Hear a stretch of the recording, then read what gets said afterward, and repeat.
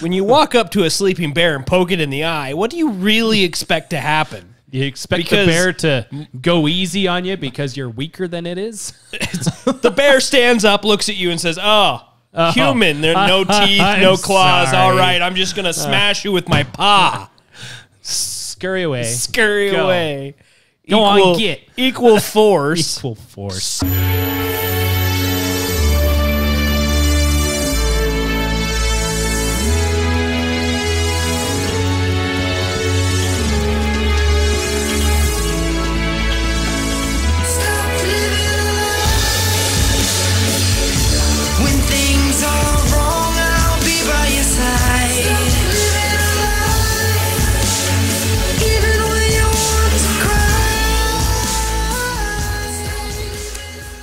Welcome. Are you not entertained? Yes. Well, apparently only half of you wanted to learn about how to balance the U.S. budget, so apparently we won't do that again. Apparently. Apparently nobody cares. If you do care and you just missed it for whatever reason, last week we balanced the budget within an hour, and we spent another hour talking about the budget, basically. And everything else. Yeah. But this week, we're going a little bit more fast-paced. We're going to cover the lies of COVID again. Every time we cover something COVID-related, I think, okay, I'm not going to do anything. And then it comes back to us. Prove us right. And once again, we're going to touch on the evils of the Communist Party, specifically China's, and the lies of BLM, as well as Asian hate crimes, Israel and Palestine, and we have an art committee. That's a thing. Am I reading this right? All right. Well, yeah. Federal art committee. All that and possibly a bag of chips, or at least a small clip of Ron DeSantis telling people that they suck. In the most political way possible. F off. But first, vitamin B. Vitamin B. Vitamin B.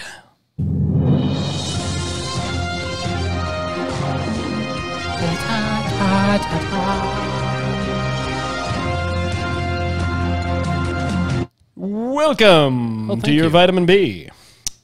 This week in your news, we have a handful of pretty decent articles.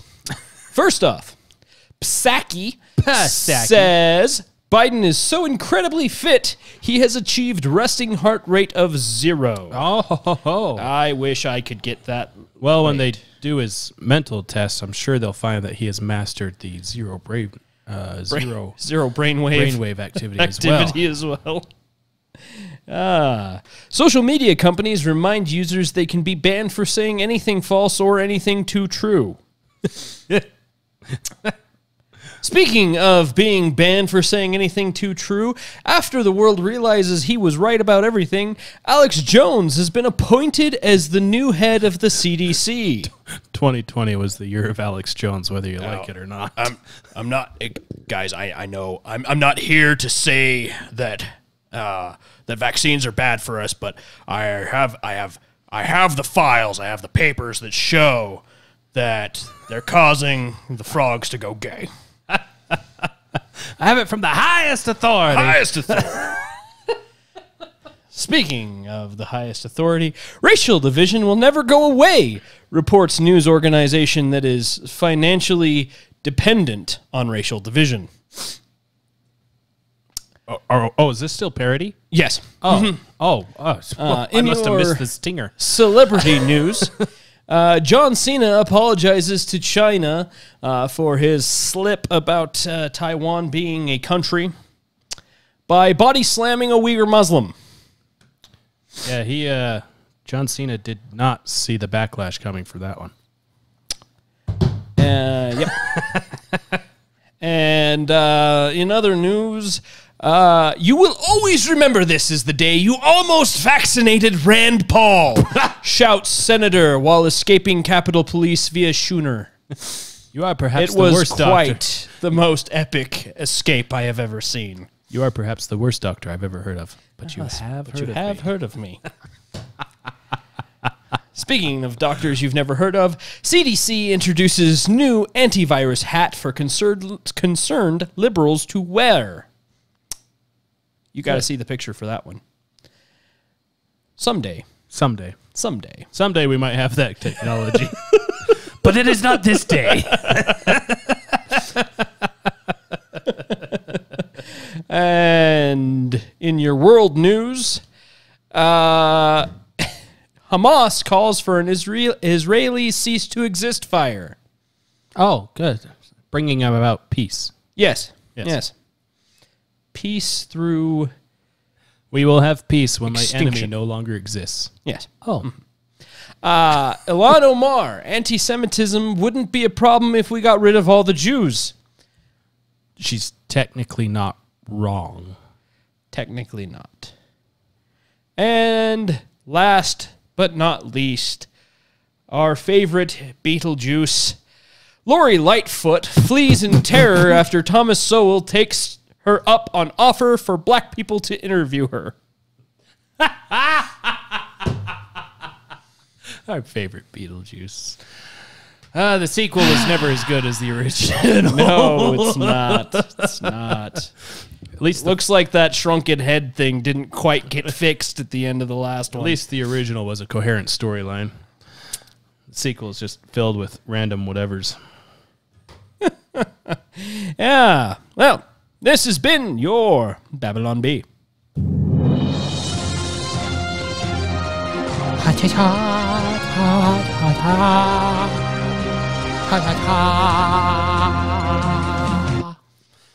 Well, riveting. Now that you're on the edge of your seat, you can sit back and fall asleep as we go into boring COVID stuff that proves that we and other conservative voices have been right since forever. And the progressives are just now catching up and stumbling over themselves to try to figure out how to spin it to make it look like they were right the whole time. Yeah. So I'm pretty sure I've mentioned this a couple times and never actually put a link up to it.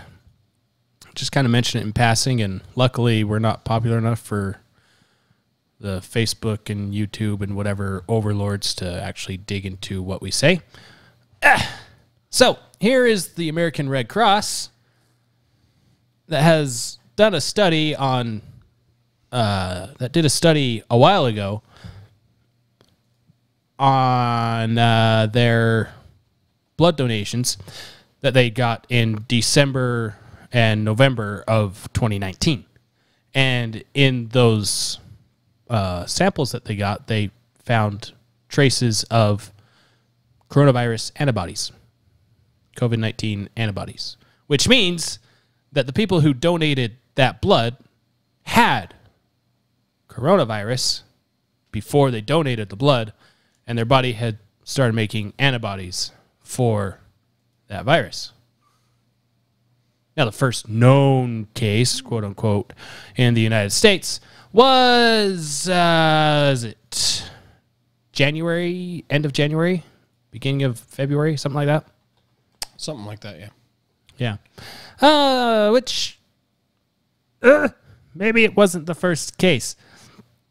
And I know before we've talked about how if you go to the Google searches and search strong flu for just 2019, you will find article after article after article after article of doctors who are concerned about an unusually strong flu this flu season, 2019 to 2020 flu season, that's got symptoms that are very similar to the flu, but also extra symptoms that make them concerned that this is something else.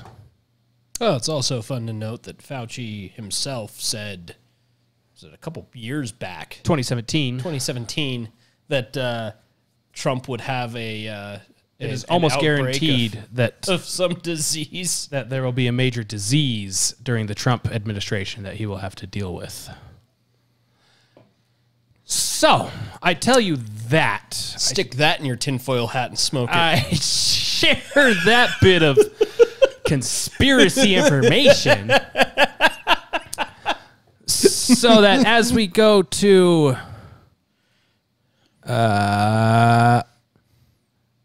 well, we skip ahead to Forbes. Yes? Yes. We're skipping to Forbes. Which Forbes? The first Forbes? I'm guessing the first Forbes. We're skipping to the first Forbes. Because part of the theory last year was that this is an artificial virus in some way, shape, or form. Whether it was actually intentionally made or it was artificially introduced into human population. Forbes says, no, science clearly shows that COVID-19 wasn't leaked from a Wuhan lab. This is in response to Fauci and Rand Paul getting into a little tiff during a little hearing where Rand Paul has the receipts of all the stuff that Fauci signed off on. It's basically, if you ever have seen SpongeBob and the one dude is asking Patrick if this is his driver's license, if that's his wallet. It's essentially what happens. You signed off for the research to happen in Wuhan. No, I did not. The NIH has nothing to do with that. This is your signature, isn't it? Yes, it is. You are the head of the NIH. Yes, it is. Any funding that goes to this has to go through your approval. Yes, it does. Course. So you approve for this to go? No, I didn't. No. They might be trying to screw me. Well, of course they're trying to screw you. Of course they are. So this is in response to that, where they go through all the science of it's not possible, blah, blah, blah. Oh, I love this part right here. Most recently, disgraced journalist Nicholas Wade has penned an error-filled, misleading piece promoting this nonsense. But the science tells a different story. In the next article, do they issue an apology to the character assassination that they just attempted? It's interesting. So this was May 20th, 2020, right? May 20th, 2021, I mean. And then we have Fauci, May 23rd. It was revealed that the irony with this whole story, Politico hosted this thing with Fauci. Where it was this combating fake news, whatever, fact-checking, something or other thing. Fact-checking, that's what it was. It was this fact-checking thing, seminar that Politico was hosting. Politico has a lot of articles you can find about how the science shows it's not from a lab. And Fauci was asked if... there's a lot of cloudiness around the origins of COVID-19 still, so I wanted to ask, are you still confident that it developed naturally? PolitiFact's Katie Sanders asked Fauci. No, actually, Fauci, director of the 12 minutes into the footage of the event, I am not convinced about that. I think we should continue to investigate what went on in China. That's how he says it. It's not China, it's China. Until we continue to find out the best of our ability what happened. Huh.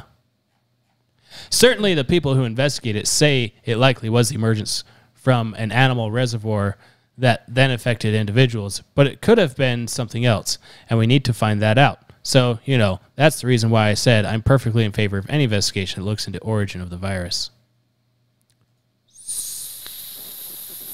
So, when he talked to Rand Paul last week, no, that's not possible. But then it showed that he does think that's possible. So he lied to Congress. But I don't think he actually swore an oath to not lie. So technically, he didn't, but he did. I guess is how that works. Yeah, that was May 23rd when this came out. And then Forbes, again, May 23rd, in an effort to fact check Fauci, Wuhan lab staff went to hospital with COVID-like symptoms before confirmed outbreak. Oh. So it started in the lab. Oh. The State Department previously reported that, the State Department said that before. Let's see. State Department right here. Here it is. There it is. January 15th. Oh, so if you did just a little bit of journalism. You mean like that Nicholas Wade guy that they just tried to character assassinate in the maybe middle that of their Nicholas other Wade article? guy actually looked at what research had been done. Did you look at his actual article? I didn't, but I'm sure he probably It's pulled from, stuff from this. May 2nd of... Is that this year? I think that was this year. But his whole thing is... so basically, we aren't exactly sure what the origin is. It remains uncertain. Political agendas of governments and scientists have generated thick clouds of obfuscation, which the mainstream press seems helpless to dispel. So, wonder why they attacked him. But then he goes on to talk about SARS-CoV-2 or SARS-2 or COVID-19 or whatever you want to call it. Chinese Communist Party virus, Wuhan flu. I still think the Kung Flu is the best name we ever had for this. Yes. And he goes on to talk about two prevailing theories. So the first theory, after the pandemic first broke out in December, Chinese authorities reported that many cases had occurred in the wet market, a place selling wild animals for meat in Wuhan. This reminded experts of the SARS-1 epidemic of 2002, in which a bat virus had spread first to civets and animals sold in wet markets, and from civets to people. What is a civet? A similar bat virus caused a second epidemic known as MERS in 2012. This time, the intermediary host animal was camels. Oh, that's adorable. So we have precedents for this one, which is probably why it became a popular theory. Anyway, he goes on to describe this theory as well as what places have been studying it, what places are close to it, and various other things. So he did some investigative journalism. Yeah. Oh. So... I know what it is. We talked about this before, why it's dangerous to think critically. Right. So that was his fault there, is he thought critically. Yeah. And even reached out to some of the different places such as EcoHealth and some of these things looking for some answers. Like a journalist should. No, the government said I don't need to do that. And or something. Then he goes on to, I mean, he has a lot. The article is huge. I'll include the link so that you can link to it. But I mean, that one theory where it came from the meat markets in Wuhan is almost a page long. And then the next one is the Inside the Wuhan Institute of Virology. And then he talks about it being possible that it started in the Wuhan lab because, by a strange twist in the story, her work, referring to Dr. Shi, a researcher at the Wuhan Institute of Virology, her work was funded by the National Institute of Allergy and Infectious Diseases, NIAID. A part of the U.S. National Institutes of Health, NIH. And grant proposals that funded her work, which are a matter of public record, specify exactly what she planned to do with the money. The grants were assigned have to if you want to get grants from the federal government. Mm-hmm. The grants were assigned to the prime contractor, Dr. Daszak, of the EcoHealth Alliance, who subcontracted them to Dr. Shi. and it goes on to talk about test predictions, proteins. Like he goes into depth on a lot of this, and then continues on to talk about the actual theory of it being a spillover,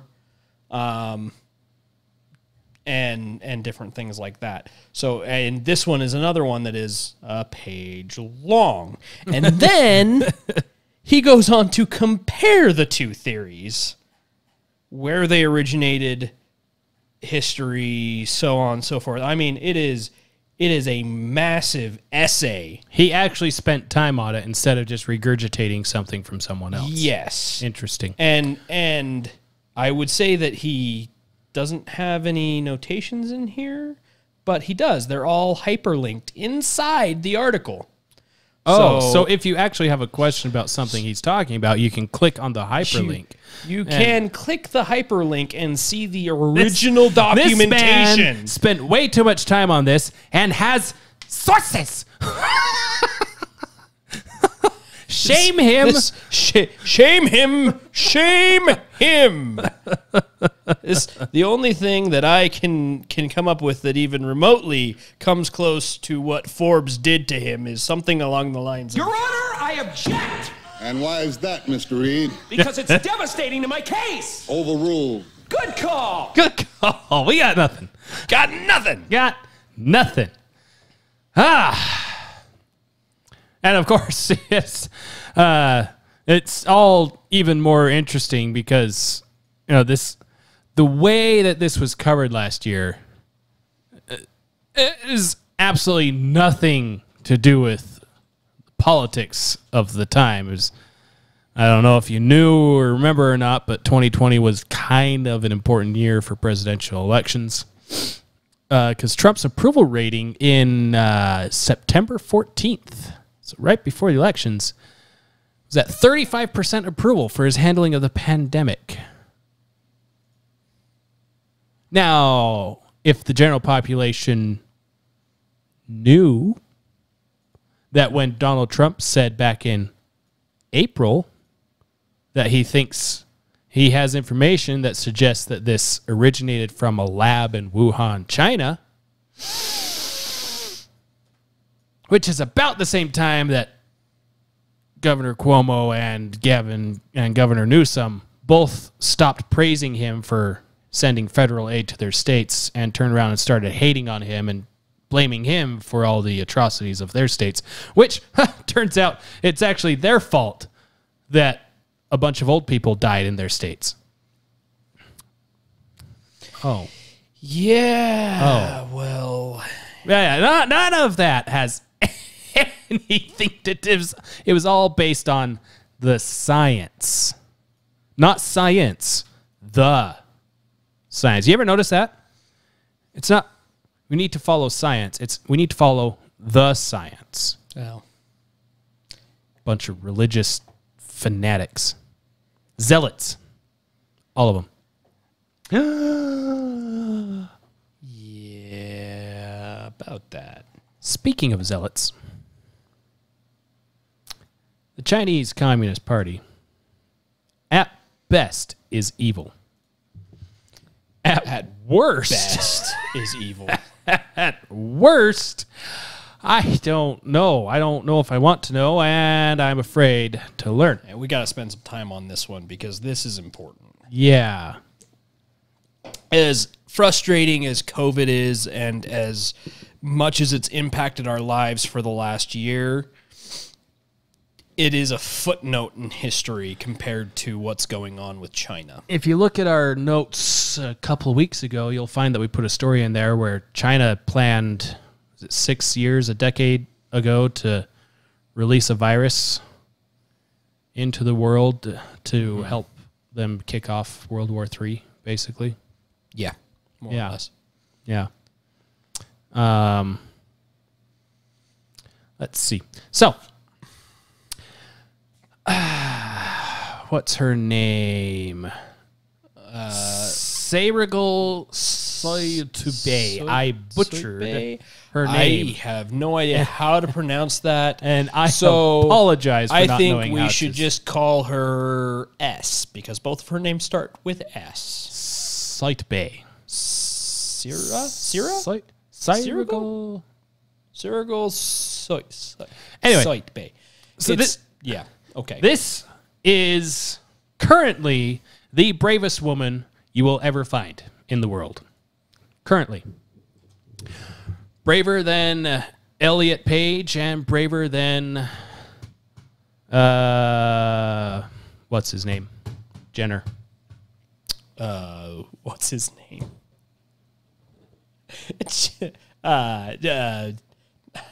Dang it, now all I can think of is his other name. Caitlyn. Caitlyn. There you go. Braver than those two women. Oh. Anyway, while The book is out, by the way. Oh, it is? Yes, Excellent. it is. This is I'm reading this from the Federalist. Some excerpts from her book that's been released. She was captured and sent to a concentration camp where there was all kinds of torture, rape, and all kinds of other things going on there. Basically, take Germany and add modern technology. Oh, Nazi Germany. June 15th. Comes out June 15th. Soon. Anyway, while she was held in a government-run concentration camp in China's Xinjiang province. There we go. Oh, Not Xi Jinping. Not Winnie Jinping. Yeah. Xinjiang, where Mulan was Xinjiang. filmed. There you go. Oh, hey, yeah, that's right. That is where Mulan was filmed. She was forced to sign a paper mandating her own death if she spoke of the camp's atrocities. Undeterred since her escape, she has raised awareness of the horrors perpetrated against the Uyghur people, receiving an International Women of Courage Award from U.S. Secretary of State Mike Pompeo in 2020. Good for you. Her book, The Chief Witness, Escape from China's Modern-Day Concentration Camps, written with journalist Alexandra Cavelius, came out earlier this month and is available from publisher Scribe. Excerpts published Saturday by Daily Mail show some stories. Yeah, Amazon shows that it doesn't come out till June 15th. Interesting. But probably depends on where you buy it. it has a great little synopsis on it. So, born in China's northwestern province, S trained as a doctor before being appointed a senior civil servant. But her life was upended when the Chinese authorities incarcerated her. Her crime, being a Kazakh, one of China's ethnic minorities. The northwestern province borders the largest number of foreign nations and is the point in China that is the closest to Europe. In recent years, it has become home to over 1,200 penal camps, modern-day gulags that are estimated to house 3 million members of the Kazakh and Uyghur minorities.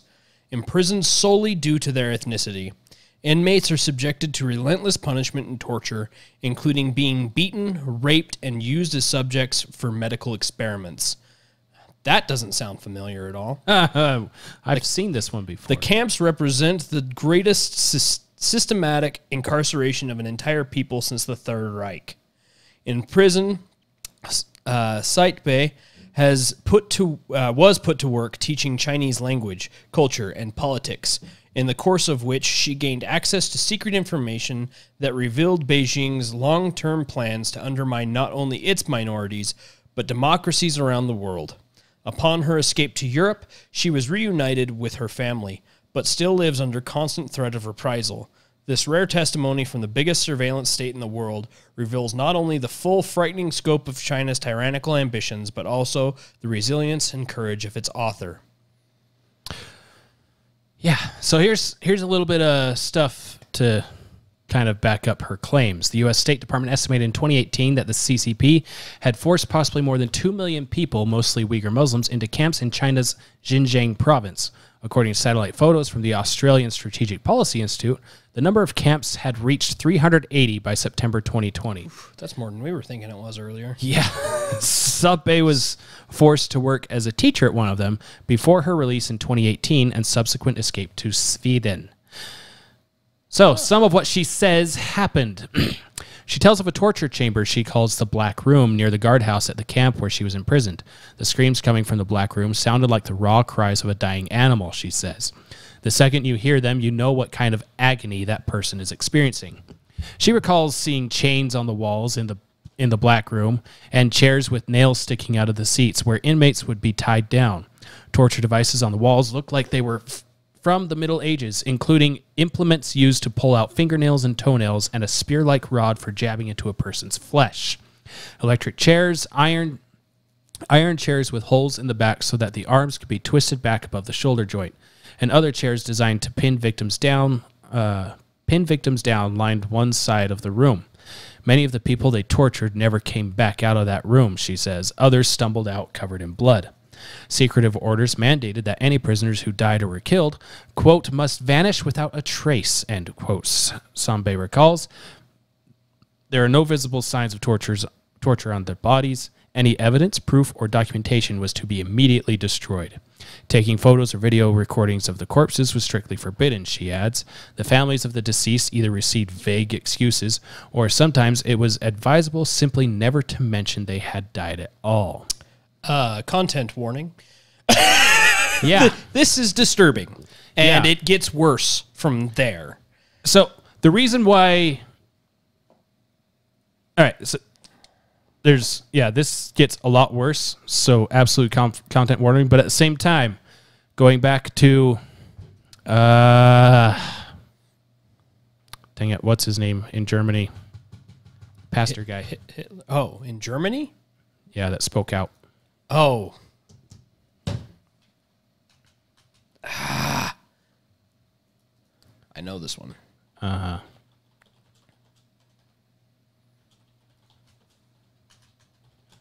Bonhoeffer. Bonhoeffer, yes. Bonhoeffer. Dietrich. I want to get his quote right.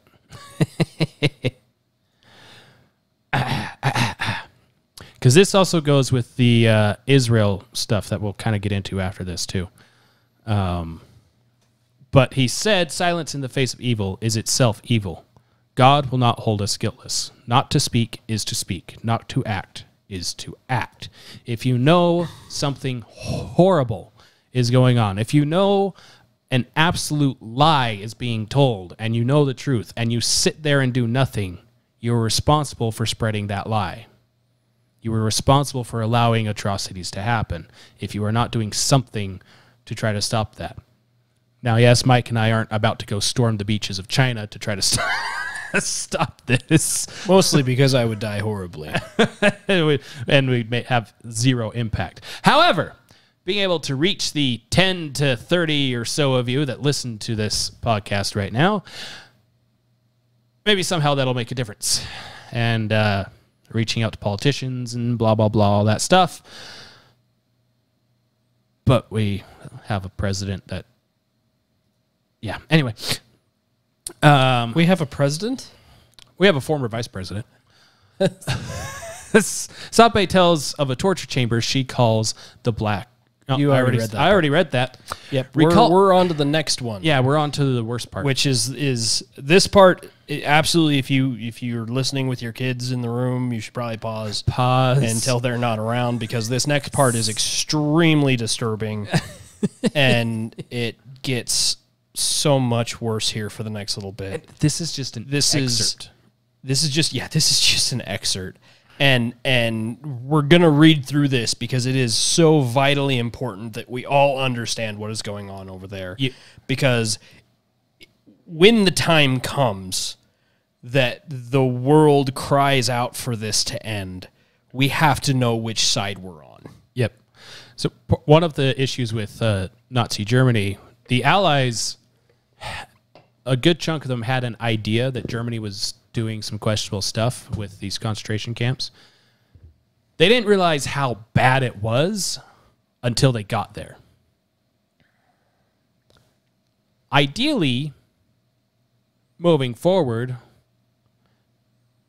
never again started with World War II, with the Holocaust. Never again.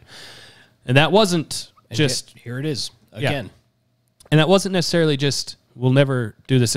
We'll never go down this road again, is what it is. But it's here. So we're on the road. We just have to make the right exit to stop it. And if we're smart, if the powers that be are smart, they will put an end to this in every way possible before it has to get violent. And if it has to get violent, they'll be prepared already going in there to help these people when they reach them, instead of like the Allies were in World War II, where they had to scramble to try to figure out some way to help these people that were starving to death. Going to be honest, at this point, if half of what she talks about here is true, we're long past the point where this can be resolved without it being This violent. is bad. So I can read the next section if you want. All right. Recalling one of her classes in the camps, Site says, I was barely even listening to myself talk about our self-sacrificing patriarch Xi Jinping, who passes on the warmth of love with his hands, while several of the students collapsed unconscious and fell off their plastic chairs. When prisoners fell unconscious from anguish or stress, the guards grabbed the unconscious person by both arms and dragged them away like a doll, their feet trailing across the floor. They didn't just take the unconscious, the sick, and the mad.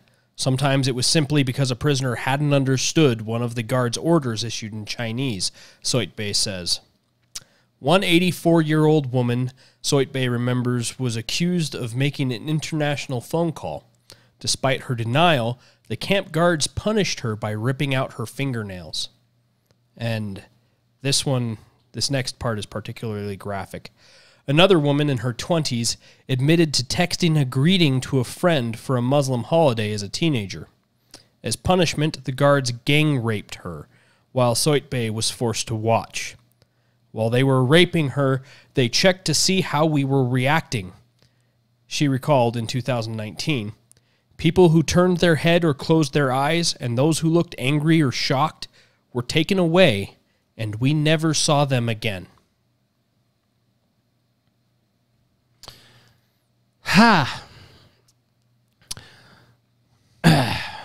Inmates who were healthy and young often had their medical files marked by a red X.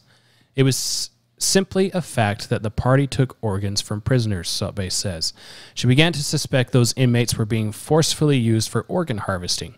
Organs from Muslim donors are often preferred by other Muslims because they are halal. I realized that these young, healthy inmates were disappearing overnight, whisked away by the guards. When I checked later, I realized to my horror that all their medical files were marked with a red X. That's just... This is what ties it into the Middle East, is that part. Because I'm sure there's some of the Muslims that they're harvesting these organs for don't necessarily know where the organs come from. But I'm also very sure there are some Muslims that know exactly where these come from, and they don't care. Because they're dying and they're wealthy and they can, and it's not their Muslim faith. It's the wrong Muslims, which is par of the course for what we've talked about before with slavery.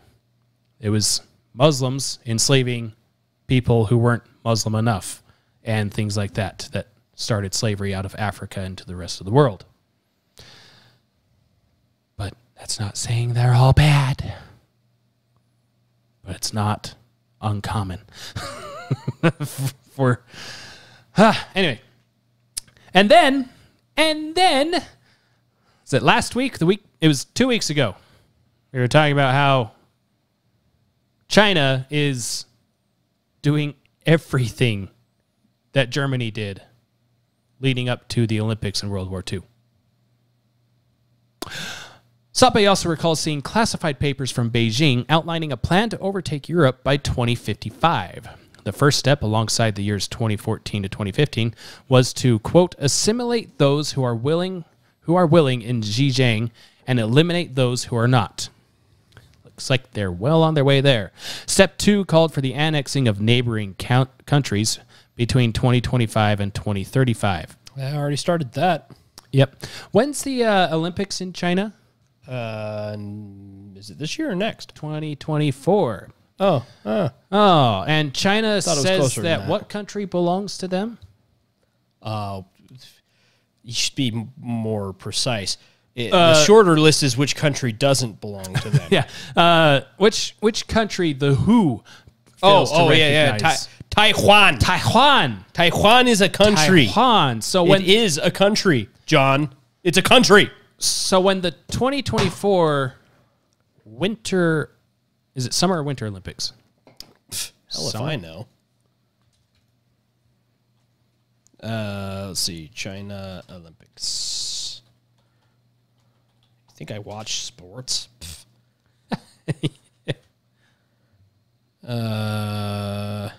Summer. Summer. So, 2024 Summer Olympics. 2025, Taiwan belongs to China. Watch. Beijing Olympics are 2022, dude. At least that's what this Olympics thing says. Beijing 2022. That's next year. Oh, Paris is 2024. Yes. Beijing is 2022. I was correct. Then what's going on in Japan right now then? Whatever. Anyway. I mean, what isn't going on in Japan? Have you ever watched anything out of Japan? I try not to. Yes. Tokyo was supposed to be 2020. Beijing is 2022, and Paris is 2024, unless they do something with Tokyo, because it didn't happen in 2020. Yeah. But as far as that's concerned, Olympics.com has not updated anything for Tokyo. So, the Olympics in Germany was 1936. 1939, they took Poland. So, 2022 is the Olympics in China. 3 years later is when they plan to start taking countries.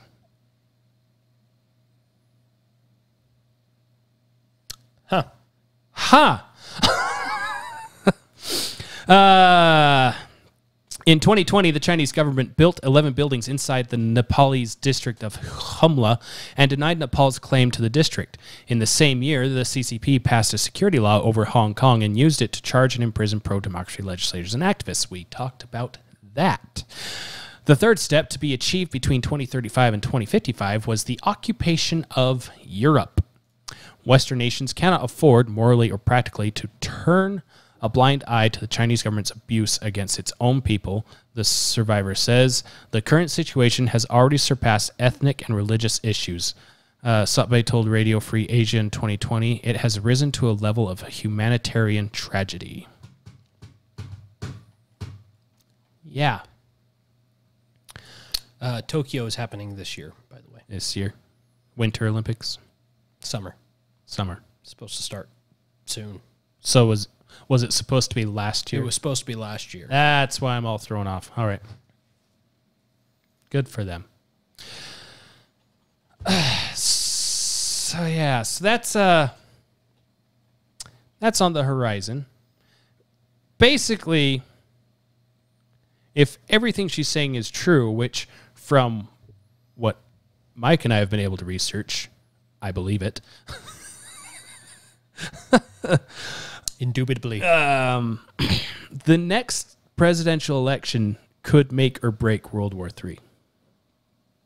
Unbelievable. Yes, Arthur. Yes. By the way, his house, his garage was set on fire while he and his family... Can you imagine those psychopaths? He and his family was asleep in the house. Firefighters and police didn't... They had to do it while he was asleep they that he didn't throw them into the fire. and they tried to contain the fire without letting him know that his property was on fire. So he was still asleep in the house while emergency personnel were responding to the fire. It's interesting. Anyway, so what terrifies me most about this is, one, it's back. It's like the kids being terrified in It. That It's back. it's back. But two, if war is the only answer left, I'm losing confidence in our ability to fight that war. Yeah. And it's not necessarily the men and women that are there right now that are in our military and that I wholeheartedly respect and wish I could join them, but they won't let me. It's because military leadership has shown that it's more concerned about pandering to the soy boys and things like that to get their attention to join the military instead of focusing on, I don't know, making sure the best men and women are actually in our military. Not enough women are passing the standards. Well, let's lower the standards so we can get more women. Not enough women still aren't passing the standards. Let's lower them again. Why do we even have standards? Just come on. This should be like a Saturday Night Live skit. We shouldn't have standards. Yeah, the what is it, CIA and whatever else. I think it's just CIA. Put out 2 or 3 videos of these wonderful people that suffer from different mental conditions and disorders that have a place in the CIA. Oh, did you see the army, the new army cartoon? The army puts out a cartoon of this lady. I'm sure she's a great military personnel or whatever. Nothing against her per se. But they put out this lovely little cartoon of how awesome it is that she was raised by 2 mothers and blah, blah, blah, and has this, that, and the other, but she still has a place in the army. Meanwhile, Russia puts out a video that makes you a little terrified of Russian soldiers. Now, back in the 90s and early 2000s, I remember some awesome videos being put out by the Marines and the Army and the Air Force and all this stuff that made you want to become a pilot for the Air Force, a pilot for the Marines, a soldier for the Marines, be part of the Navy, because they were doing all this really cool stuff and showing that nobody messes with the United States. But now, the CIA guy carefully selects these things at the CIA library, these games for them to play to help them build their skills and abilities in the field. And the CIA is training with D&D? Huh? Welcome to training, new recruit. Pick your class and character, and we'll see how good of a fit you are and pair you with a rogue or something based off of your thief build something, or warlock. I don't know. Yeah, pander to the soy boys so we have a great military. Sounds like a brilliant plan. Yeah. And then at this point, I know I won't be able to meet the standards that the Army has set for joining the military. If you can wield a keyboard, you can wield an M16.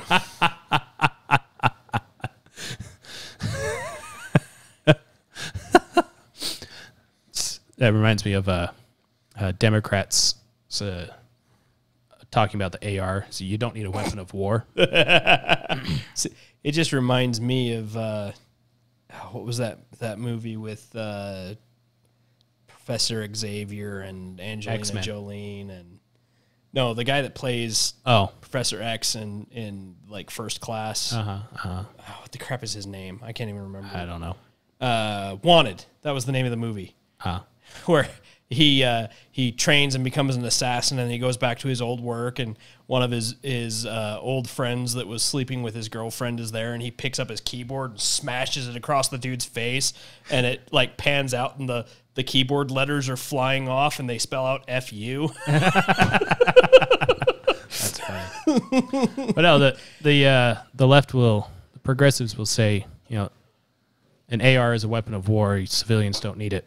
And then they'll turn around and tell you that an AR is useless against the military. Well, which is it?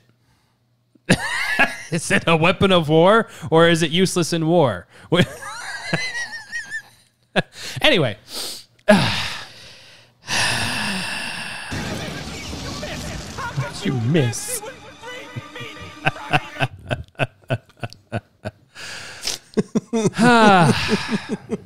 So, we're going to get to Palestine from China here.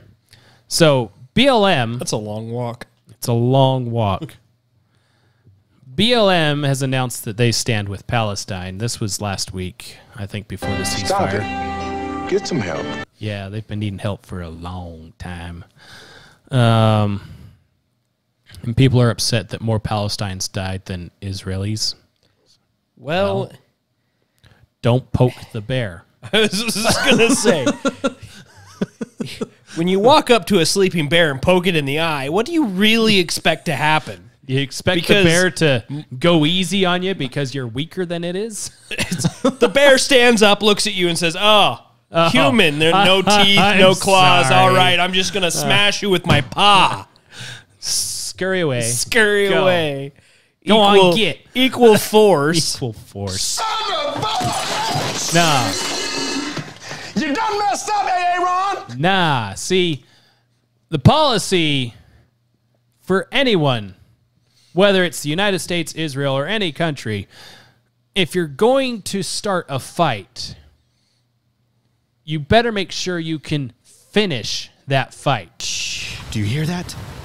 That's the sound of forgiveness. That's the sound of people drowning, Carl. That is what forgiveness sounds like. Screaming and then silence. Yeah, and Palestine, shut up real quick. That was a terrible place to use that.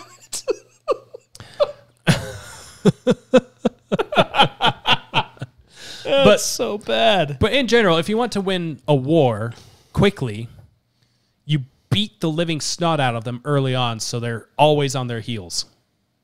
And then they're like, okay, uncle. Case in point, when the U.S. went back to Iraq and the Gulf, the terrorists were waving white flags to the drones flying overhead, unarmed drones flying overhead, because they knew behind that drone was a very big ship with a lot of rockets, a lot of missiles, actually, guided missiles.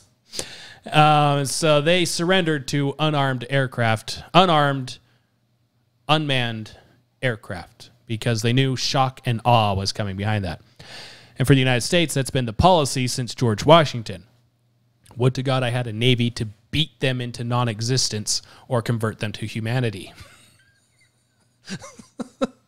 That's what Israel did. And what they don't report on, at least the corporate media, they seem to skirt around that Palestine was launching rockets from schools, residential areas, things like that. Things where uninvolved citizens were located. And half the time, the rockets they were launching would blow up, killing themselves and whoever else was nearby when they tried to launch it. Yeah, but anyways, Black Lives Matter stands in solidarity with Palestinians. We are a movement committed to ending settler colonialism in all forms and will continue to advocate for Palestinian liberation. Always have and always will be. Yes, you always have. And we pointed that out last year because I couldn't find what I wanted to find, but this is a BLM march in Boston last year.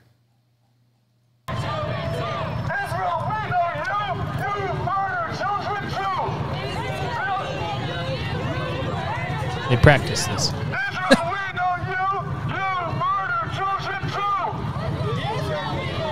Israel, we know you, you murdered children too, is what they keep chanting. There's other videos, if you dig back into last year, where you will find BLM protesters chanting from the river to the sea, Palestine will be free, which, if you go and look into the history of that, that's the Palestinians' goal is to wipe out Israel all the way to the sea. So there is no Israel. So it's not really a surprise that BLM stands with Palestine. then Biden stands with BLM, which makes you wonder which side he's on. A leaked memo shows U.S. embassies were encouraged to fly BLM flags on anniversary of George Floyd's death. That went over well. Yeah. Yeah. Yeah. That's great. The United States remains concerned about the racial and ethnic injustices against people of color and other marginalized communities, both domestically and abroad. No, you don't. At least this administration. No, you don't. Because you have your horse-face climate czar, John Kerry, who admits, yes, the State Department has said that China has interned many people and are torturing them and all that stuff and using them as slave labor to build solar panels. But we just need to investigate that further to see if that's an issue. What? You got to have your green energy so bad you got to enslave people to make your solar panels? Cool. Yeah. And by the way, seeing as how Democrats are so obsessed with insurrection and all that stuff, trying to take over the Capitol, the U.S., whatever, this flag, the Black Lives Matter flag, is flying over Portland right now. Not because Portland decided to fly the Black Lives Matter flag, but because a group of activists under the flag of Black Lives Matter have created an autonomous zone where U.S. law does not apply because they declare themselves independent of the U.S. and destroy any U.S. property they can, all while flying this flag. But let's go ahead and fly that over our embassies overseas. Real smart. How about embassies don't reflect any political leanings, especially those of Marxism, and just fly the U.S. flag at the embassy? No blue line, no red line, no rainbow, no Black Lives Matter. You throw up the Gadsden flag. That's cool. Don't tread on me. You know, that's fine. But I'd prefer the join or die flag. join or die, yeah. Unite or die. But no, U.S. flag. You are an embassy of the United States, not an embassy of Black Lives Matter, not an embassy of LGBTQ, not an embassy of thin blue line, not an embassy of thin red line. You're an embassy of the United States of America. Fly the United States flag. That's it. Done. Period. Stop. Well, what I really want to do, you're fired. Get out. You're not representing the U.S. Get out. Then,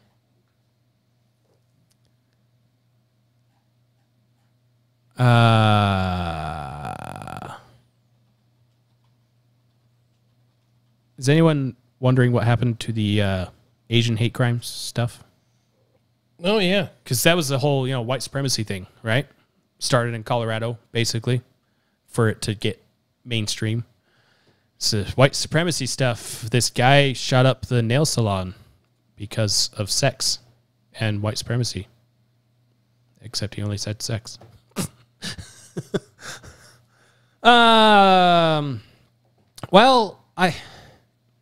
I'm sure it didn't disappear because 9 out of 10 anti-Asian hate crimes in New York City were done by Black and Latinos. I'm sure it has nothing to do with the fact that it didn't fit the narrative at all that they were wanting to do.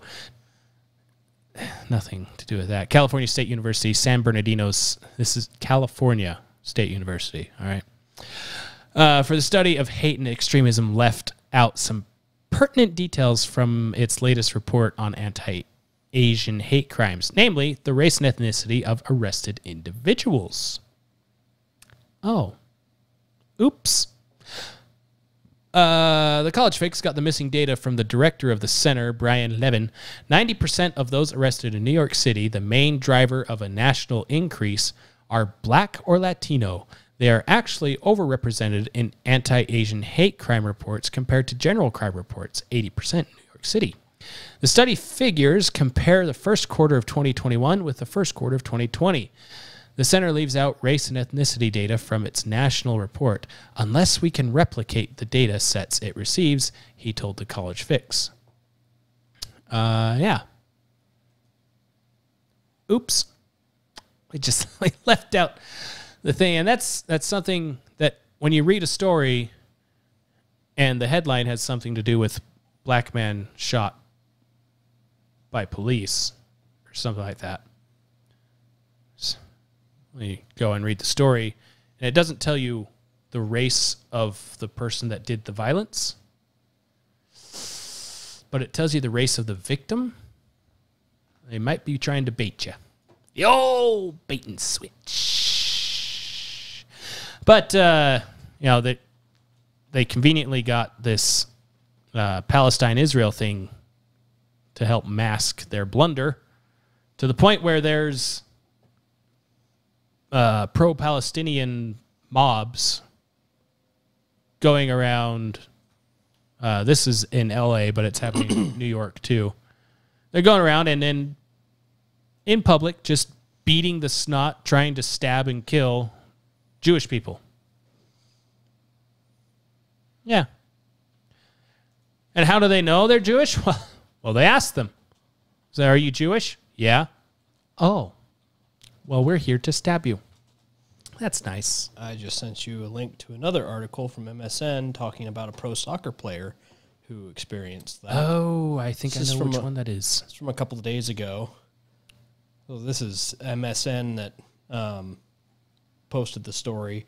But professional soccer player Luca Lewis said he was the victim of a terrifying anti-Semitic threat in New York on Thursday night. The New York Red Bulls goalkeeper described the scene on his personal Instagram page, writing that the incident occurred while he was walking with a friend. A group of 6 to 8 Palestinian men walk up to me and asked me where I was from. I responded and said, New York. Then one guy asks me if I was Jewish. I paused for a moment in confusion and thought about it. Then I saw them withdrawing knives. I then answered no. The guy looked at me with such disgust in his eyes and said, good. As I started walking away, I got extremely angry and felt like I had to say something. So I turned back around and said, what if I was Jewish? Lewis then writes, the group of men walked up to him and the person who asked the original question threatened the soccer player. I'll beat the effing shit out of you and kill you. According to Lewis, a few women who were with the men yelled at them to let it go. Lewis and his friend escaped without physical injury. Lovely. Everyone who is visibly Jewish now has to be scared to walk around New York in peace, and that's a huge problem, Lewis wrote. Yep, there was a couple of kids in New York, teenagers in New York, that were beaten while walking home from their synagogue. Those were the two with the yarmulkes, right? Yep. And their story was corroborated with a guy that rescued them. Because they were being chased down after being in a chokehold and being beaten. They were able to get away, but they were being chased down by one of them that had a bat. And a guy drove up, told the boys to get in his car, which is against their religion because it was the Sabbath. You're not supposed to be in a car on the Sabbath, at least for their belief in Judaism. That's how bad it was. The ox was in the mire for them, basically.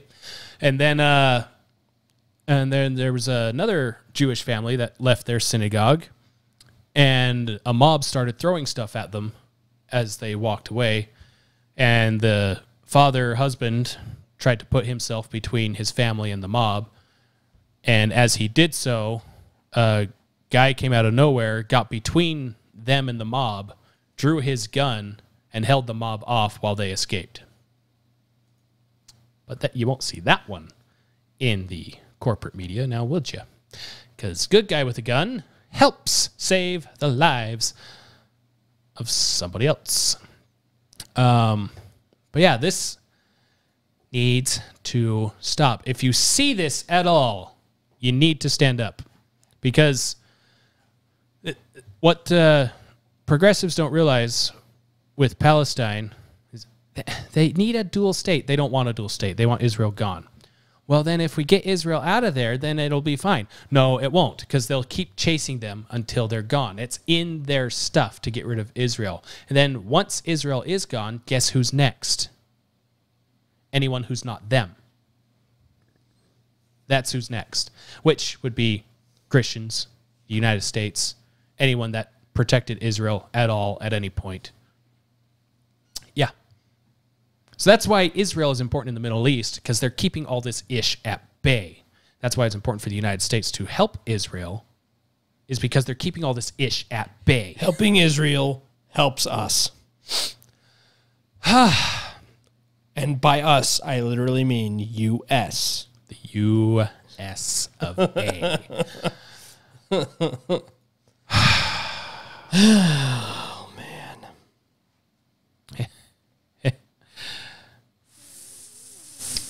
Finally. Basically. This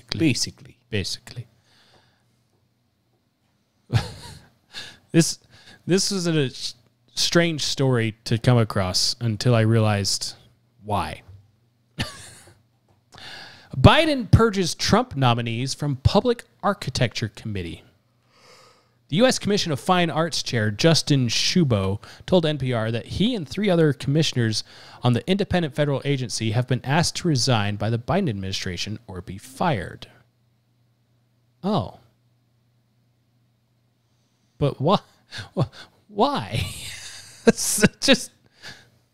Well, at least if you wait for them to fire you, you can collect unemployment. It's...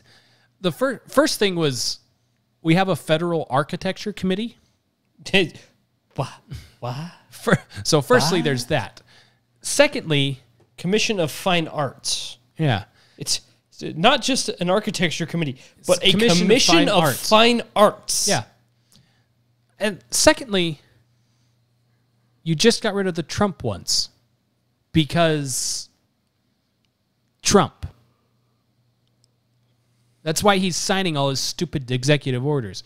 Why am I signing this? It undoes something Trump did. Oh, okay. Well, according to the White House spokesperson, the reason they were asked to resign was because they were strong proponents of classical architecture and therefore do not align with President Biden's values. So President Biden doesn't believe in in preserving and honoring our history, which stands the test of what he's done so far. So I guess. So the thing that most Americans like and identify as American cannot be represented in a federal institution. Right? Right? Yeah, sure. Yeah, so it's odd until I remembered there's this little thing that has 45 goals. The communist takeover of America. And in it,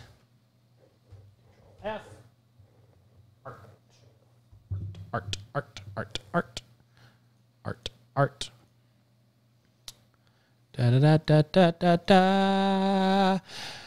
Now, point number 23, control art critics and directors of art museums. Our plan is to promote ugliness, repulsive, meaningless art. Huh.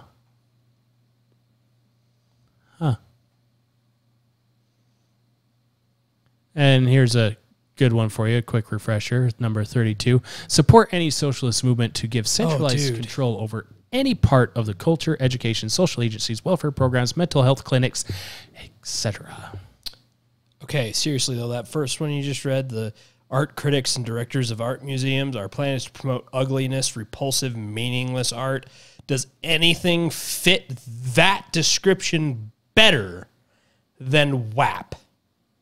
Yeah. No. Yeah. No.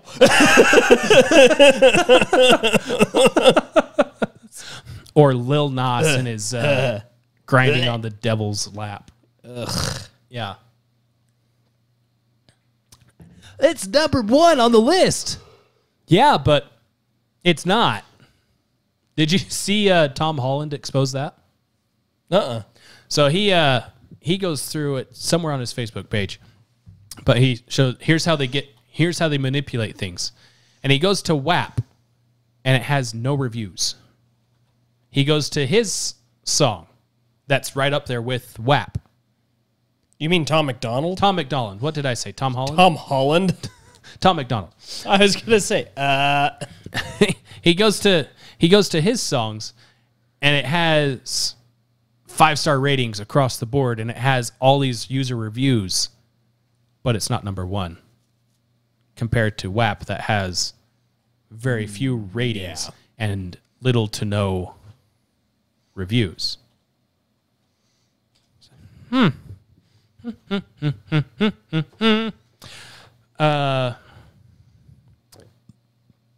Gosh, we read the first time we read through this was one of our first episodes, wasn't it? Yeah. And it's only gotten scarier.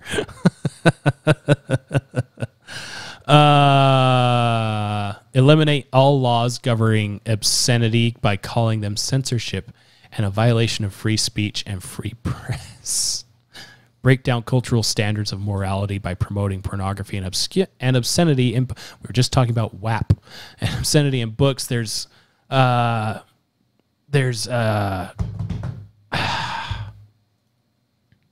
it called? There's a school board meeting where the parents all read from a book that's required reading for, is it 9th graders or 10th graders? And it's just hardcore sex that they were reading from that book. Sheesh. And it's something that I am not comfortable putting on our podcast that's not at all regulated. Mostly because I'm not comfortable reading it myself. But they call out the school board by saying, are you comfortable with this?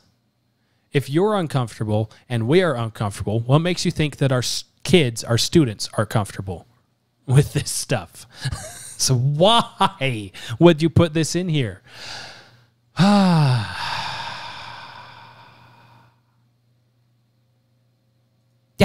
Yeah.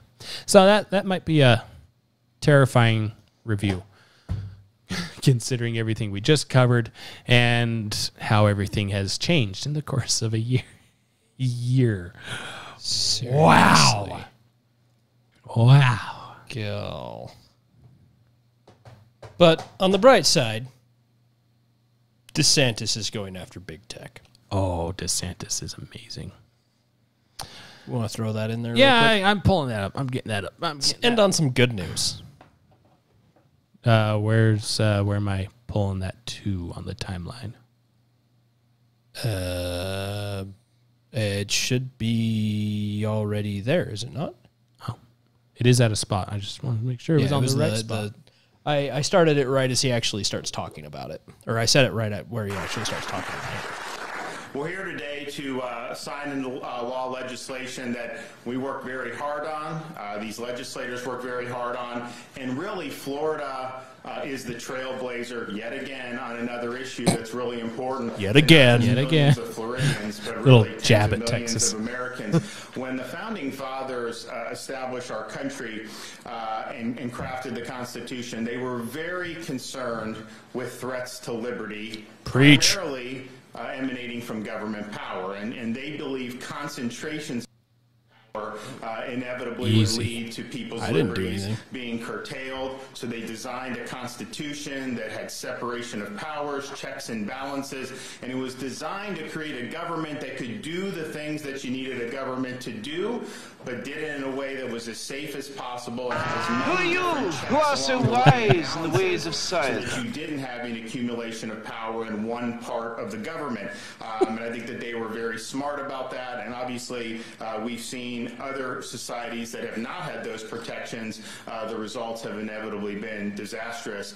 We are now, though, in a situation where we have things that I think were probably unforeseen by the Founding Fathers, whereas they established the First Amendment to protect people's freedom I would of skip to speech, different part of it, but religion, the whole thing is just so good. Awesome.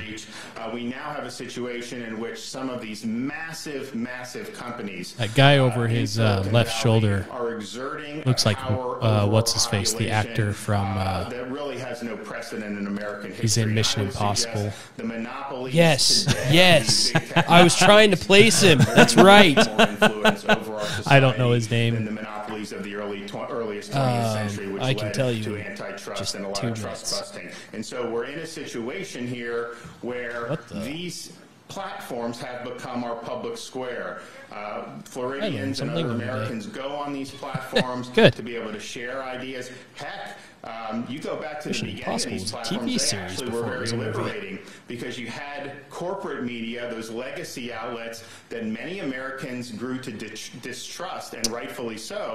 Jean Reno. They no longer had the monopoly on information. You could actually go around the legacy media. It looks like Jean Reno just grew his beard out. Platforms, and that was very, very positive for millions and Where does he millions of live? Americans. And actually, it was a little too positive, and the powers that be didn't like that. And so I think what we've seen in recent years is a shift away from internet platforms, social media platforms, from really being liberating forces to now being enforcers of orthodoxy. And so their primary mission, one of their major missions, seems to be suppressing ideas that are either inconvenient to the narrative or that which they personally disagree with. And you think about some of the things that are in the news just most recently. Of the last however many decades, you know, some of the major issues that like 2 people behind him that I are would just say like, 2 of the I'm so major uncomfortable issues right now. when people look back on this period will How long be is he going to the talk? efficacy of coronavirus How long do we have to lockdowns stand here? and the origin of the coronavirus in Wuhan, China. Now we have information that this very well may have emanated from the Wuhan lab, that it was a leak from the lab. But you remember when people last year were raising It's a great summary of our whole episode. Investigated, they were deplatformed for talking about the lab leak. They were censored for having said that, and now even Fauci admits that this may be something that very well is the case. Are they going to now censor Fauci and pull him down off social media? No, so of course not. This shows He's you, the science. He's the golden calf. Corporate media said it was a conspiracy theory at the outset. These big tech oligarchs responded to that, pulled down, instead of having an honest debate about something that's very, very important. Clearly, it's going to affect our relationship with China if this was something that leaked from a lab and they immediately covered it up. We know that Donald Trump was called a xenophobe but certainly from that very beginning, for saying this information. I'm pretty sure the President of the United States is privy to a little bit more information than Facebook. They wanted to, Just a little bit. shut down debate over that. You also go back to March, April of 2020. Anyone posting criticisms of lockdowns, those things were taken down. They were censored. But now we stand here and look at Florida. You know, we're open and people flock here because they understand. Including Gretchen Whitmer, freedom, the places as that she lock down shuts and down follow her people even more. policies That's that were terrible basically and funny. advocated by Silicon That's Valley. rude, They've had accurate, lower and crime, uncalled for. high crime, higher per capita COVID mortality. The list goes on and on. So these are major, major issues. And I would say those lockdowns have ruined millions of people's lives all around. You're not wrong, Walter. You're just an asshole. Full debate on that. He is in the public square, but that was not what Silicon Valley wanted to do. So this is a big problem, Donald Trump and we don't even need to get thinks into he's the portrayed election this way. interference that we see from Silicon Valley on major Wishes he issues, was portrayed When he that looks in way. the mirror, this is in essence who he sees himself as. Censors, they cancel people. Because somewhere in here he starts talking to a reporter. They shadow ban people, which creates partisan At the beginning or at the chambers. end? I think it's at the end. So this is the entire news conference. So if you skip towards the end, it'll be him taking questions. This is just him explaining It's based all on that historical stuff. falsehoods. We have probably unprecedented momentum in teachers. For all Just jump around. It's not confusing at all. In the state of Florida. We signed a strong, transparent election integrity package which bans ballot harvesting. Oh, and he's talking about other stuff too. Yeah, I don't know. Somewhere in there, he talks to a reporter. A reporter asks the question of, did you do this just because Trump's living in your state? He's like, nah, we did this because it's wrong. Yeah. Doesn't matter who lives here or not. It's wrong. Yeah. You nincompoop. And it is extremely wrong. The fact that they just blatantly disregard the First Amendment. And this is something that I've never agreed with a lot of people, is that the Constitution only applies to government. No, the Constitution is the supreme law of the land. If you violate something that is in the Constitution as an individual, you are violating the law as it was originally intended. So to be a platform like Facebook, YouTube, whatever, and to completely disregard First Amendment rights and things like that is atrocious in my view. Yep. And here's where I'm at with it. Yeah, a private company, they can do what they want. Technically, yes. But a private company can't murder people, can it? No, that's against the law. Really? So a private company is still bound by the law. But only when it's a law you agree with? Or which law? Which law? Now, if all these social media platforms wanted to censor stuff and whatever, like a publisher would, that's one thing.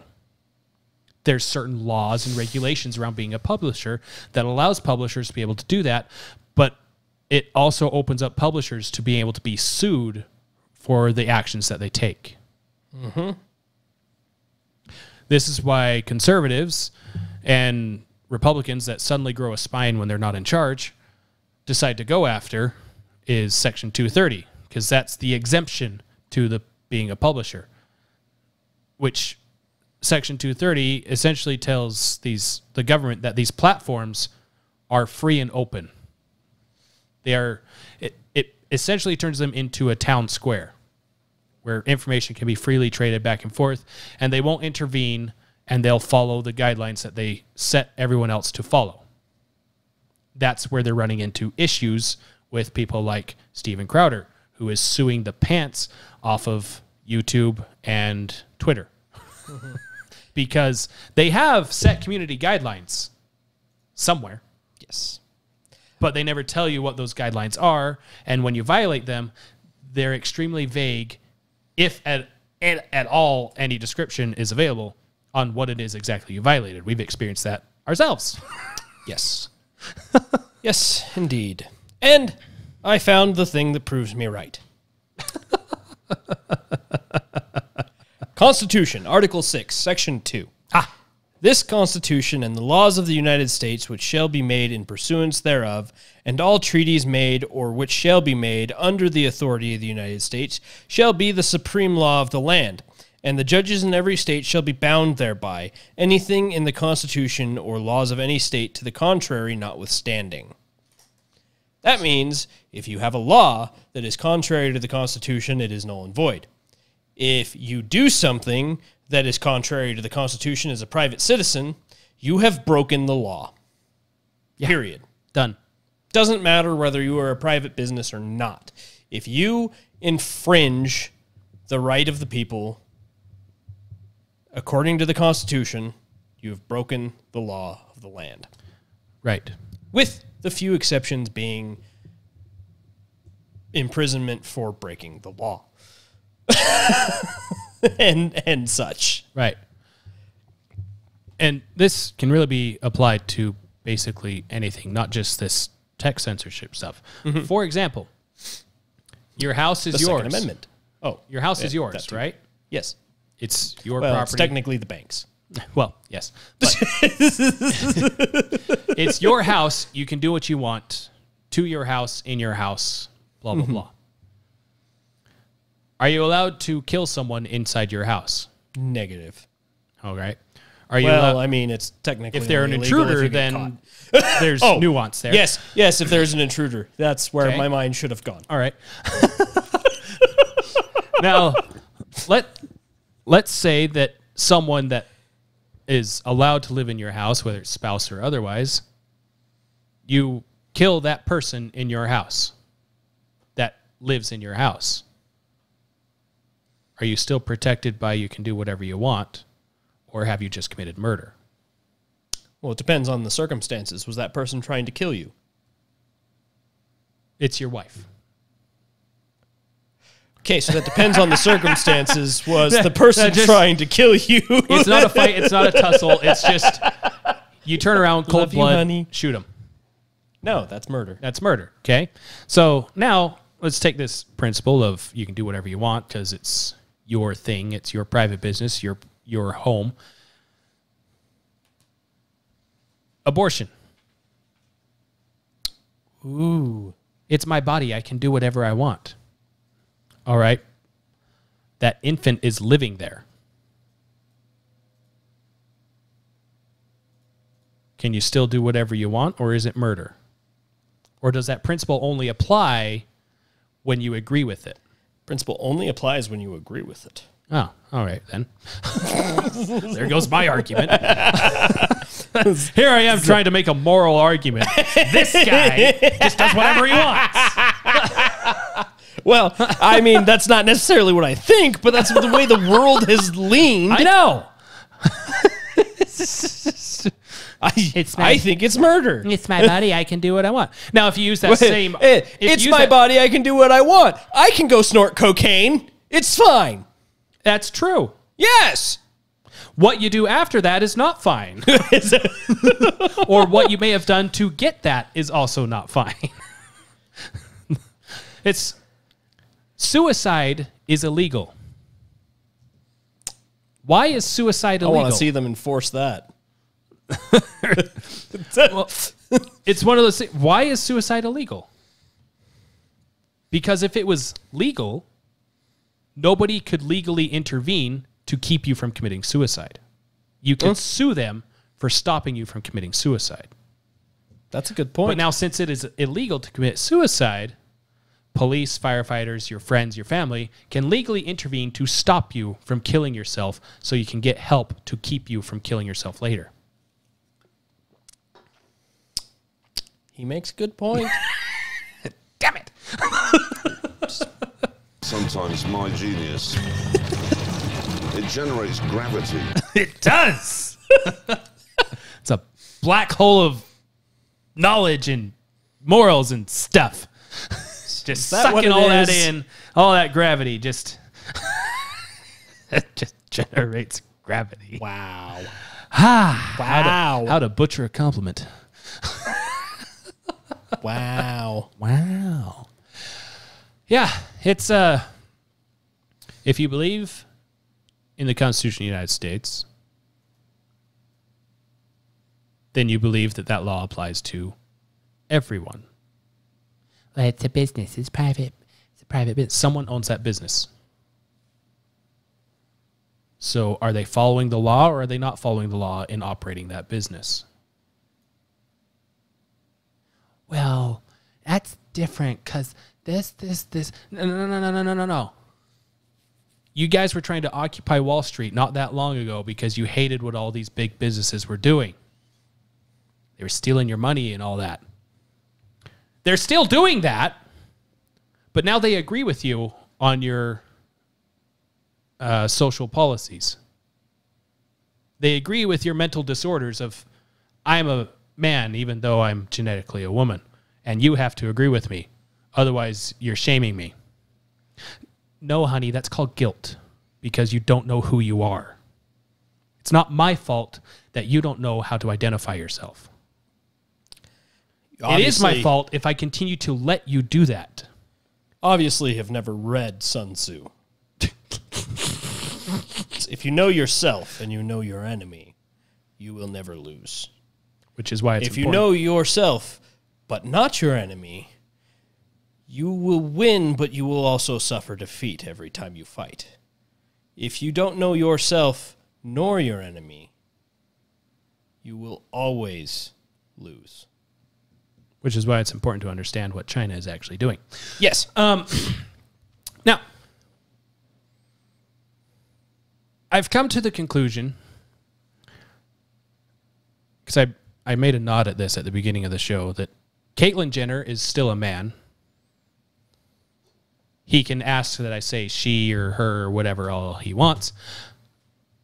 But you're a guy. When you die and some anthropologist digs you up in the future, they're going to look at this.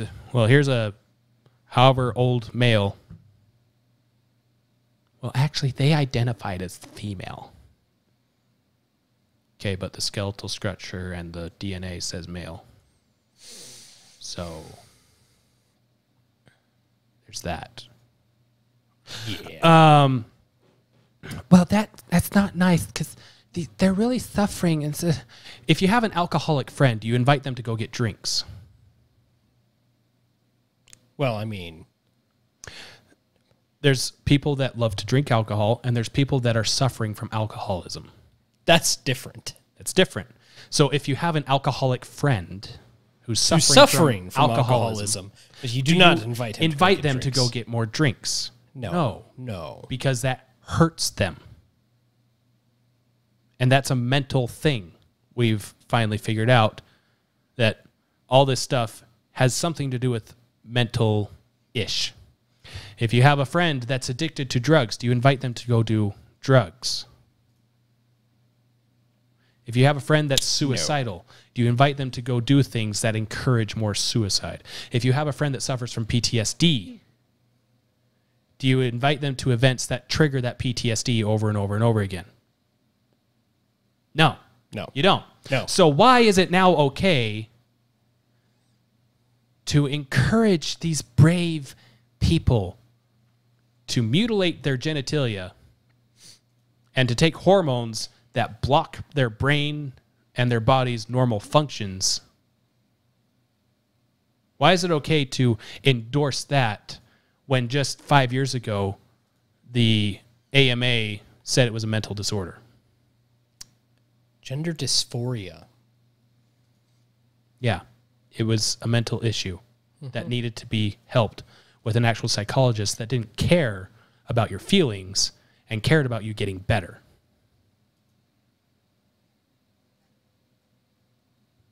But it's not nice.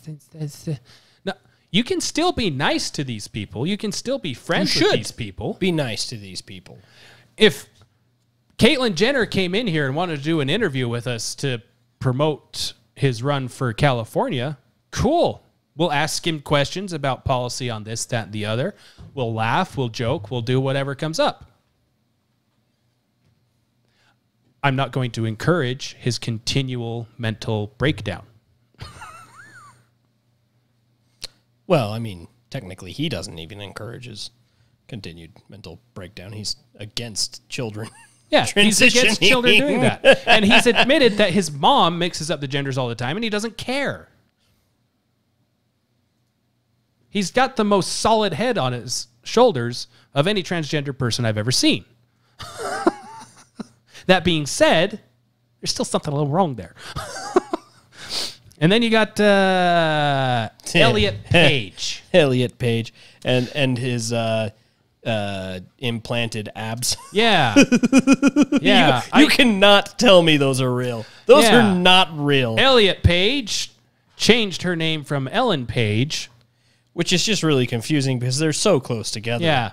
Identifies as a male and lopped off her breasticles to put on some fake abs. And she's so happy now, I guess, or something. And we should be happy for her because she's so brave in doing this. What is so brave about mutilating your body to become something that you're not? How many videos do you see of people that are missing limbs, born without limbs, or muscular dystrophy or things like that are motivational speakers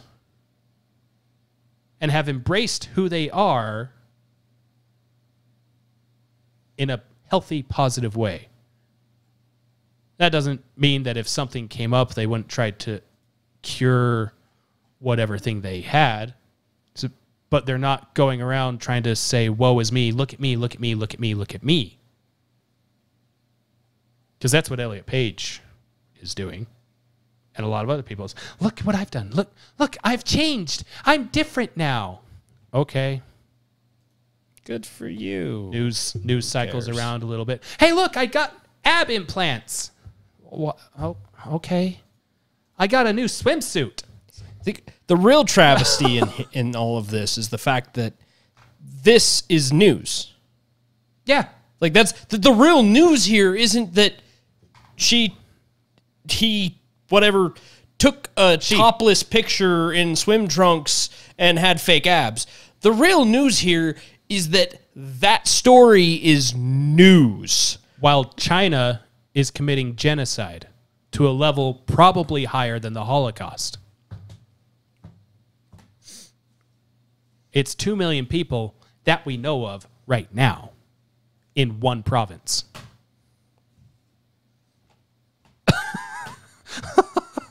And we're sitting here, hey, Russia, how about you build that pipeline you wanted? Congratulations. Hey, China, how about we lift some sanctions and embargoes we had against you? This is how far we have deteriorated. Let's pass a law that makes it illegal to say China virus or Wuhan flu or Kung flu because that's xenophobic. The ability to speak does not make you intelligent. No, AOC, it does not. I don't care what PTSD you have. That's the other fun thing that's news that shouldn't be. AOC is seeking psychiatric help, not because she actually needs it, but because she was literally in a war zone. Because Trump made Congress literally go to war. Yeah, except you weren't anywhere near where that was happening. Yeah, at all.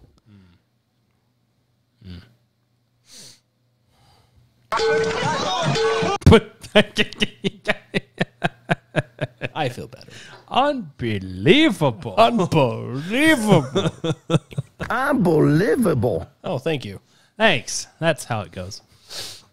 Yeah, it's a mad world. Can you imagine those psychopaths? Yeah. And the corporate news, I'm sure if you went to New York Times, I'm just going to see what the headlines are. Oh, yeah, that's where I was earlier. It was terrible. Why do we do this to ourselves? New York Times headlines. Let's see. Anniversary of George Floyd's death is a memorial and a call to action. CDC chief urges caution for unvaccinated ahead of Memorial Day. Ooh, be careful.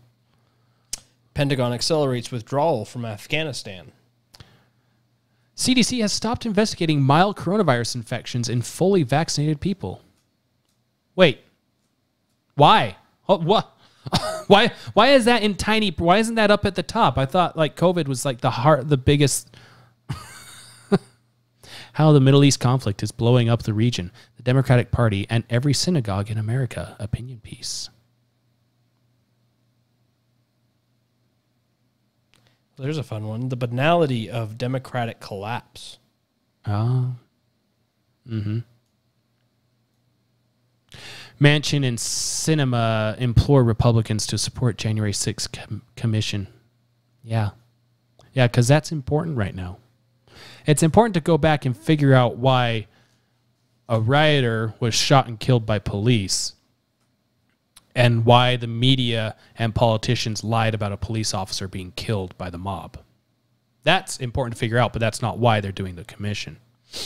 No. Yeah. Those are the headlines. Then if you search, where's their search function? I know they have it. Do they? Well, I've used it before. I don't see it. Oh, there it is. So China. Top left. China. China. Last thing they have on China is April 16th. let's see. Let's go past month. Oh, nope. We got sort. Let's see, in the last week, newest. Apple's bargain in China. Is the Bitcoin craze coming for your 401k? John Cena apologizes. China releases rover's first photos from Mars. Chinese runner describes a mountain rescue. California city apologizes for treatment of early Chinese immigrants. 21 runners dead after extreme weather hits Chinese. Senate weighs investing $120 billion in science to counter China. Hate crime is eyed in Chinese American teens. 2017 kill. China to try Australian on spy charge, adding to diplomatic tensions. That's the biggest thing they got for China. European lawmakers block a pact with China, citing human rights violations. That's it. You know, there's only a book coming out that describes everything going on in China, and the paper of record has nothing. Did you already read Nepal's parliament is dissolved? No, I didn't see that one. It was May 22nd. Yeah, that's a... In the Russian Arctic, the first stirrings of a very cold war. Yeah. Those are your... That's what the paper of record thinks is important to talk about. Oh, here you go. U.S. activists tried to halt an Australian way of life, killing kangaroos. I don't know how that has anything to do with China. Why? I'm looking for China. You're showing me Australia. What is wrong with you?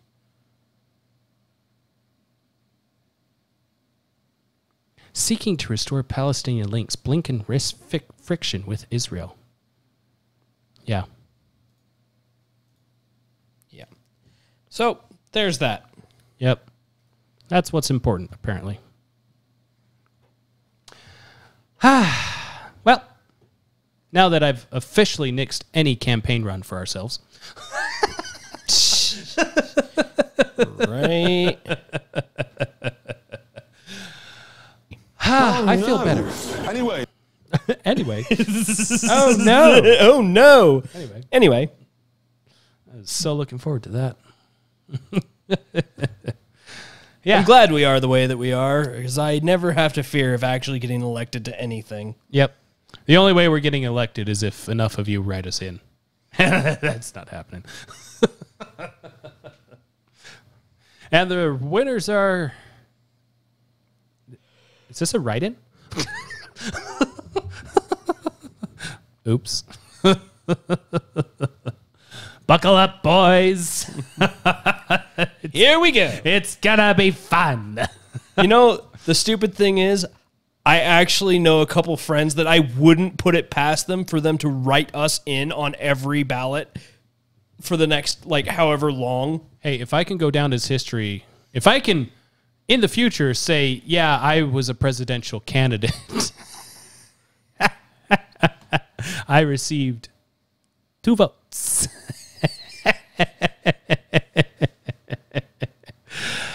That'd be fun, just to get my little 5 seconds of fame.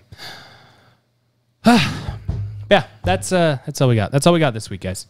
Thanks. Thanks for all the listens, all the views and stuff. We're gonna try to brute force our way to make Rumble work, because YouTube sucks even more. Rumble, or especially after this China revelation thing, because Google has been working with China to make facial recognition, whatever AI stuff, to make it easier for them to find people. Yet another reason why I categorize them. Let my phone recognize my face. Yep, and YouTube is a part of Google, and all of that makes sense as to why Google changed their motto from "Do No Evil" to whatever it is now. What is the Google motto now? I don't know. It's not "Do No Evil." The Google motto. Well, it's not that anymore, so you're lying to me, Google. Or Wikipedia, or whatever. That's what it used to be. To organize the world's information and make it universally accessible and useful. It's a terrible motto. That is a terrible motto.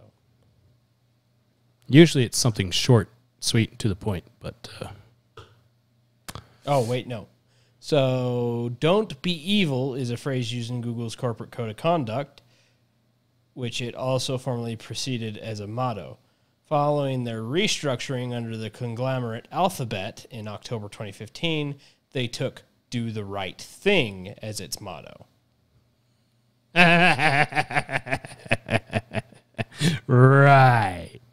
Hey, it's okay, though, because if you have an Apple product... The ends justify the means. Yeah. If you have an Apple product, you're totally safe now because, they're advertising, your data is safe with Apple. If you use the Safari browser, it goes through Google for the searches, which Apple sold the rights of data to Google for billions of dollars. You are not safe. You are never safe. And Apple is manufactured in China. So there you go. That's it. Give us a like. Give us a share. Subscribe. That's all we got. All those things. Find us on the socials for as long as we can. Because it's all part of the plan. Yes. Buy a shirt. Buy a shirt. Buy one. They're funny. They are funny. One of them is getting less and less relevant, so buy that one first. Shoot us other suggestions for other things you want to see. And we'll probably be figuring out locals thing soon. Yeah. Because that looks interesting. That was the other thing I was going to look at. Yeah. That's all. Bye. Bye.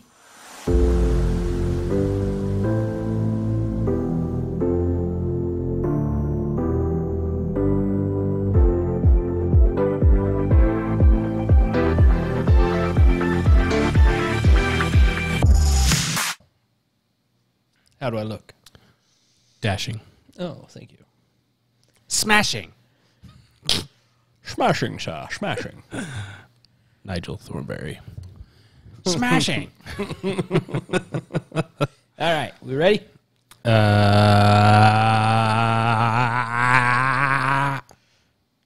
Starts the recording. Yeah. Starts it.